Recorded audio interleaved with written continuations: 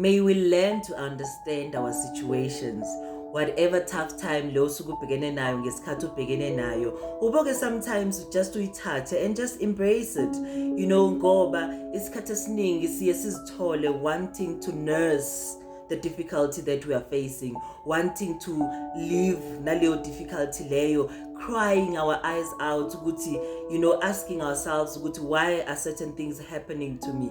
Yes, tough times are hard and nobody should be facing them, but at the same time, if you can learn to accept nokuthi sizazi understand thina izimo esibhekana nazo empilweni and learn ukuthi yazi kwesinye isikhathi ezinye izinto ziyenzeka, ngoba you find yourself prolonging the situation, nursing the situation, and then it takes even longer ukuthi isuke kuwena. If ungazitshela nje ukuthi yazini ngoba nginako okugqoka ngosuku lanamhlanje, ngoba ngilale ngidlile izolo, ngoba I had a place yokulala, I appreciate what I have.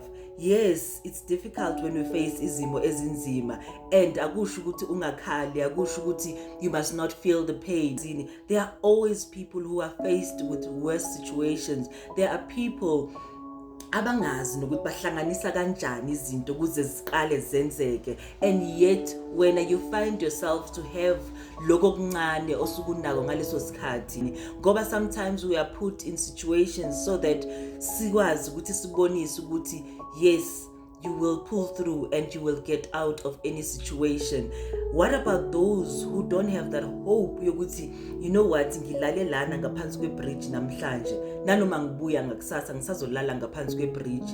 Yet when you still have that hope yokuthi izinto sengaziguqula zibe ngendlela ofisa ngayo, but you find yourself to be crying even more than a person olala ngaphansi kwebridge ongazi ukuthi uzoya kuyiphi ibhini ukuthi ayobheka into yokudla ngelanga elilandelayo.